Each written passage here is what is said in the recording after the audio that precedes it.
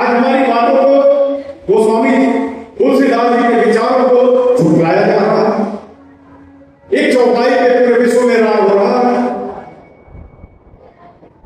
ढोल गवार सूत्र पशुनारी, यही सब ताड़न के अधिकारी, सकल ताड़न के अधिकारी। इसमें गलती कहां है? आप चुप हो जाते हैं। कहीं गलती है? हमारे पास उत्तर नहीं है। हमारे पास उत्तर नहीं होगा तो हम चुप हो जाएंगे। दूसरा जो उत्तर देगा वही उत्तर आप मान लेंगे।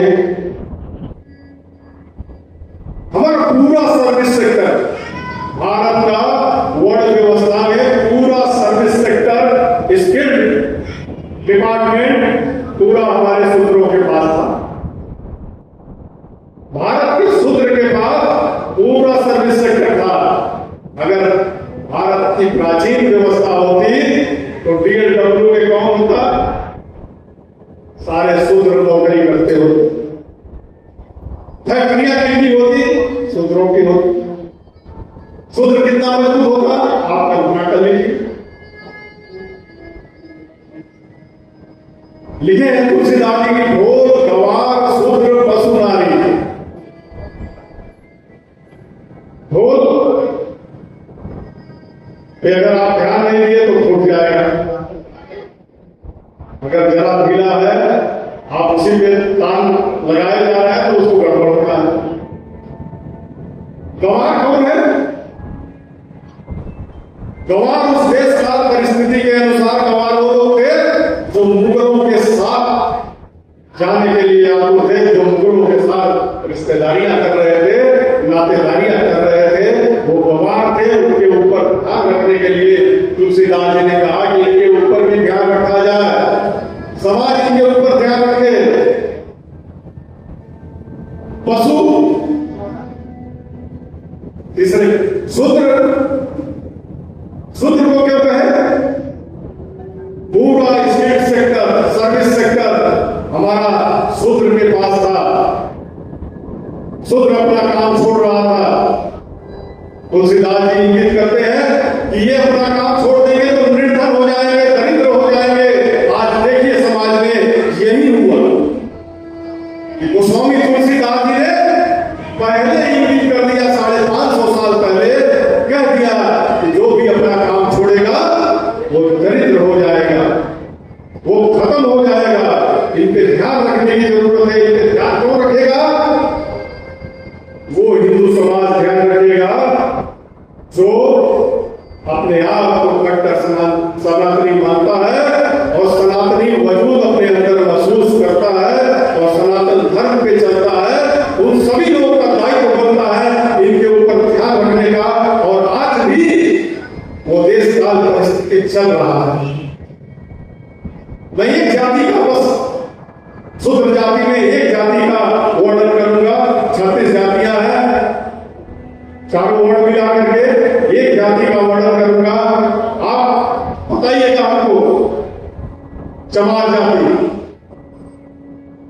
हमारे यहां जितनी भी जातियां हैं, हर जाति के पास 3 से 4 काम था।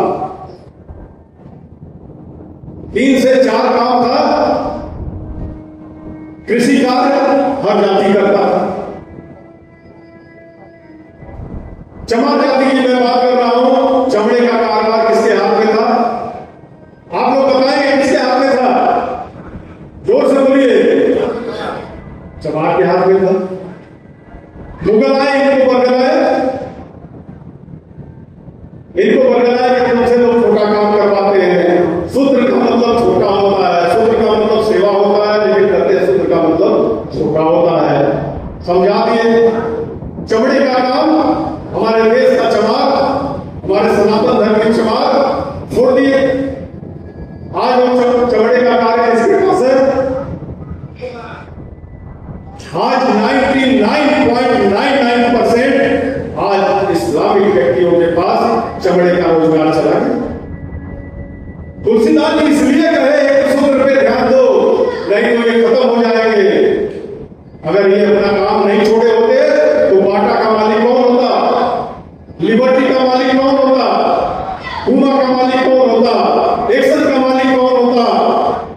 बताइए आप सारे लोग, चमार इस देश के सारे जूते चप्पल और प्लास्टिक से रिलेटेड, चमड़े से रिलेटेड जितने भी कार्य हो रहे हैं, सारी फैक्ट्रियों का मालिक हिंदुस्तान का चमार होगा। चमार कितना मजबूत होगा आप कल्पना करिए। हम अम्बेडकर के संविधान को मानते हैं, लेकिन मैं इस बात को भी मानता हूं कि 80 साल में अम्बेडकर का संविधान सबको छोड़िए, उनकी जाति के 10% लोगों का उद्धार नहीं कर पाया है 80 साल में। और क्या आने वाले 800 साल में अम्बेडकर का संविधान उनके अपनी जाति के लोगों का उद्धार कर पाएगा? आप बताइए, कर पाएगा? उत्तर आएगा कि नहीं कर पाएगा। लेकिन मैं सनातन के संविधान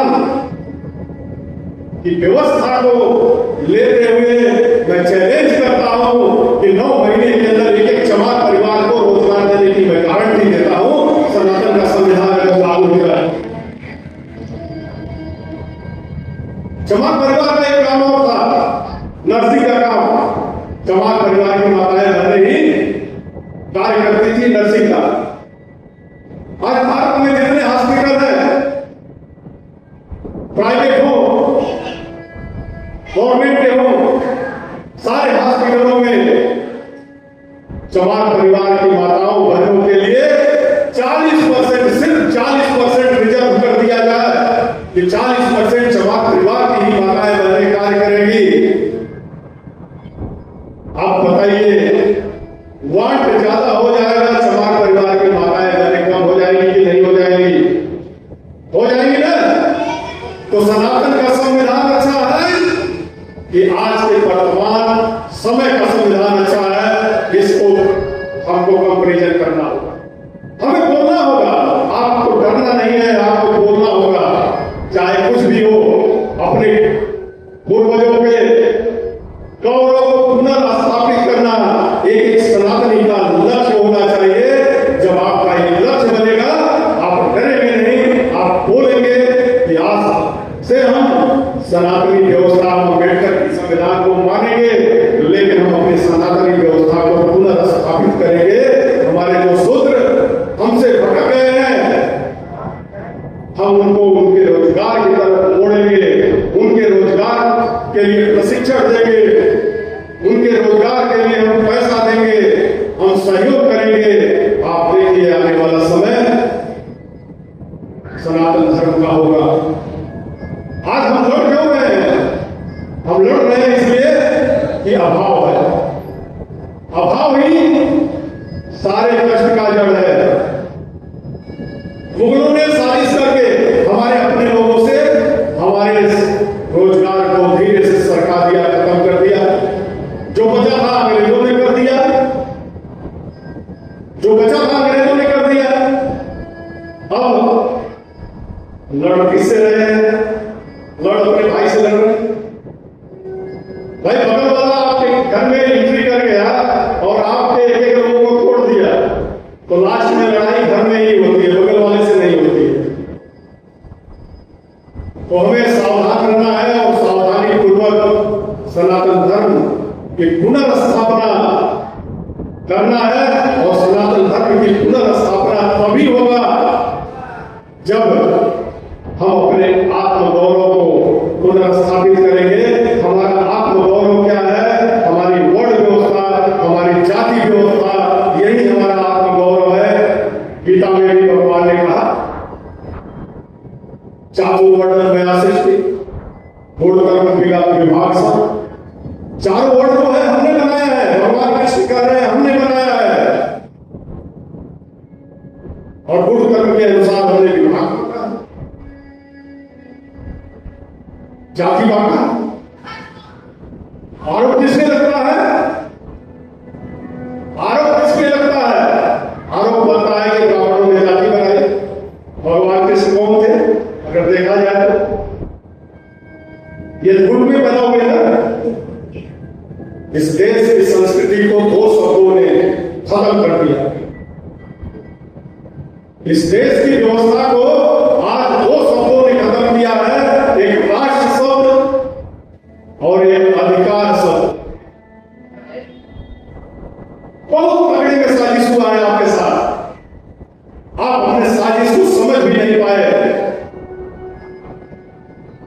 एक आज अगर हिंदू बैठा है टेलीविजन पे आप देखते होंगे, उससे एंकर पूछता है कि राष्ट्र बड़ा है कि धर्म बड़ा है,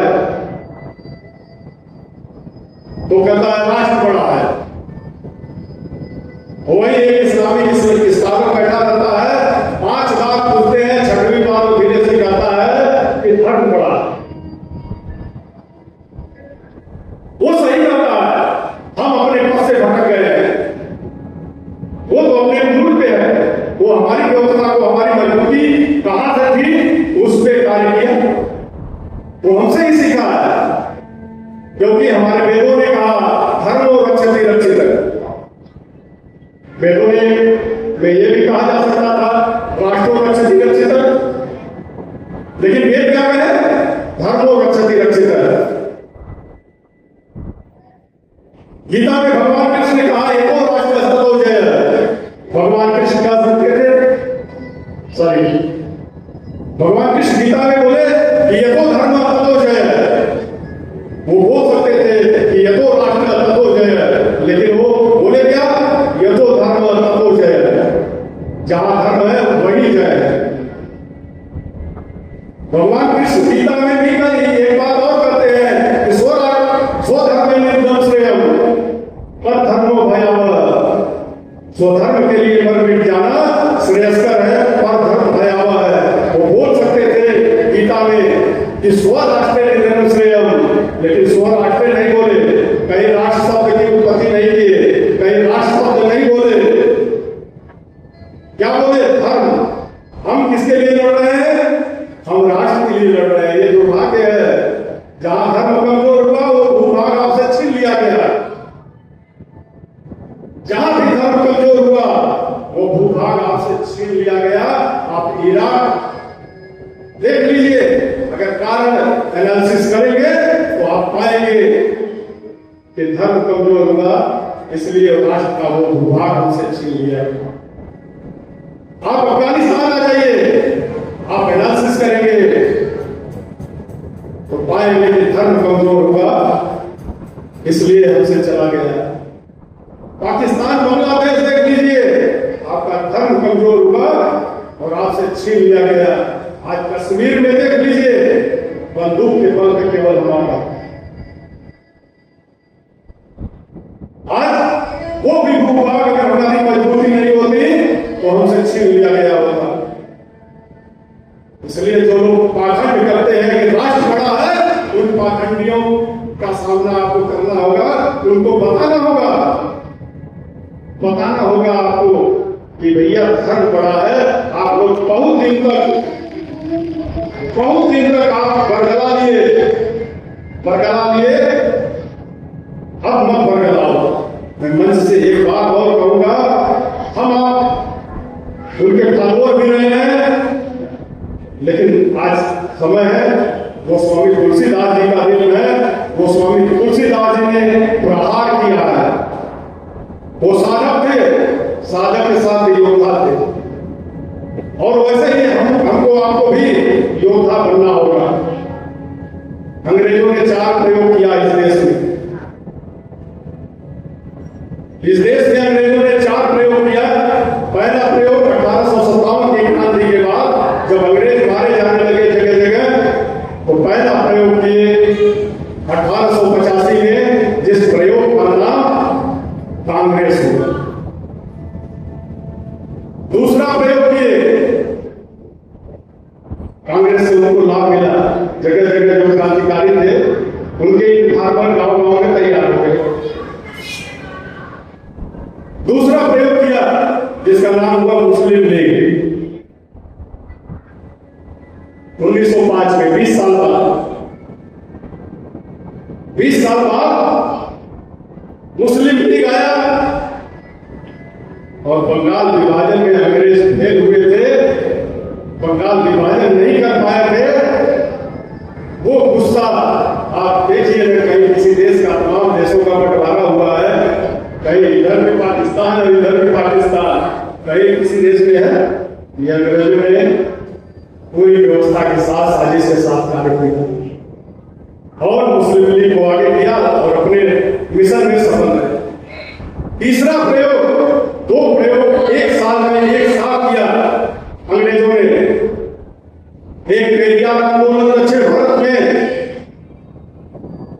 ब्राह्मणों का विरोध, क्योंकि ब्राह्मण ही धर्म है। ब्राह्मण इस धरती पे जब तक है, एक ही ब्राह्मण है, तो पूरी दुनिया को उलटने का की प्रबल संभावना है। पूरे दुनिया को सनातनी बनाने की प्रबल संभावना है जब तक धरती पे एक ब्राह्मण है। अंग्रेज चाहते थे कि किसका विरोध कराया जाए, पेरियार से ब्राह्मणों का विरोध करवाया गया। तो बीज बोए जा, आज देखिए ना कितना बड़ा बड़ा पेड़ बन गया है। अगला प्रयोग मध्य भारत में हुआ। मध्य भारत में हुआ, आप सभी लोगों को हो सकता है कि बहुत कठिन लगे, लेकिन मेरी बात सुनिएगा। अगला प्रयोग 1925 में मध्य भारत में हुआ। अंग्रेज देखे, अंग्रेज ये हिंदू 850 साल तक मुगलों से लड़े, ये गर्दन झुकाए नहीं, गर्दन कटा दिए। ये किस मिट्टी के बने हैं, ये कहां से प्रेरणा पाते हैं? अंग्रेज जब देखे कि ध्यान किए, भाई बुद्धि के बल पे राज किए थे, 10,000 अंग्रेज पूरे भारत पे राज कर रहे हैं, तो बुद्धि के बल पे किए थे। अंग्रेज देखे कि कैसे ये लोग राज किए हैं और कैसे इनके अंदर इतनी वीरता है, जो गर्दन कटा दे रहे हैं, गर्दन झुका दे रहे हैं। तो पाए कि इनकी प्रेरणा का स्रोत महाराज जी वेद पुराण हमारी परंपराएं हैं, जिन परंपराओं के लिए इस धरती के जीता जागता एक स्वरूप था, जिनका जो शास्त्रमय वेदमय स्वरूप अगर हम लोगों को तो दर्शन होने का सौभाग्य नहीं मिला, लेकिन जो लोग देखे हैं वो बताते हैं कि कर्पात्री जी महाराज वेद पुराण और शास्त्र परंपरा के जीता जागता चलित स्वरूप के, उन परंपराओं से प्रेरणा लेकर के हमारे देश के नौजवान मुगलों के सामने, अंग्रेजों के सामने गर्दन कभी नहीं झुकाए। तो अंग्रेजों ने मध्य भारत में एक प्रयोग किया, दक्षिण भारत के बाद 1925 में ही एक मध्य भारत में प्रयोग किया, जिस प्रयोग का नाम है RSS, राष्ट्रीय स्वयंसेवक संघ।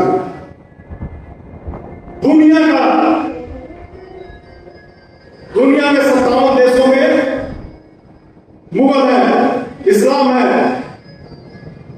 57 देशों में उनकी लाखों संस्थाएं चलती है। लाखों संस्थाओं में से किसी एक संस्था का आप नाम बता दीजिए कि जो कुरान का विरोध करता हो। आपको जानकारी है? किसी को अगर जानकारी हो तो हमको बता देगा। सैकड़ों ईसाई देश हैं, ईसाइयों के सैकड़ों देश हैं, करोड़ों संस्थाएं उनकी चल रही हैं। किसी एक संस्था का नाम बता दीजिए जो बाइबिल का विरोध करता हो। लेकिन बड़े दुर्भाग्य की बात है कि इस देश में जिनको आप जानते हैं कि ये धार्मिक संस्था है, ये सांस्कृतिक संस्था है, वो वेद पुराण हमारी परंपराओं को नहीं मानता है, ऐसे आरएसएस का तिरस्कार करना होगा आपको। आप अगर भारत को अखंड भारत के रूप में देखना चाहते हैं तो ऐसे दुनिया राक्षसों को बहिष्कार करना होगा, उनका बहिष्कार करना होगा, उनके सामने बोलना होगा। यही वो स्वामी तुलसीदास जी के लिए एक श्रद्धांजलि होगा। यही हमारा निवेदन है। आज आत्मा स्वरूप गोस्वामी जी का भी यही निवेदन है। जिस धाम में हम लोग हैं, कर्पात्री जी के धाम में, कर्पात्री जी का भी यही आशीर्वाद निवेदन है कि आप लड़िए, धर्म के लिए लड़िए, परंपरा के लिए लड़िए, आप अपने वेद के लिए लड़िए, अपने पुराण के लिए लड़िए। और हम अगर वेद विहीन भारत का निर्माण करेंगे तो आज जो हो रहा है, आपके मंदिर रुके जाएंगे, आपके सब रुके जाएंगे, अब कुछ सुरक्षित नहीं रहेगा। अगर सबको सुरक्षित रखना है, इस देश को मजबूत बनाना है, तो आप धर्म से मजबूत होंगे, राष्ट्र से मजबूत नहीं होंगे। अधिकार मांगने से कुछ नहीं मिलेगा, हमें अपना काम मांगना होगा। हम जब अपने काम को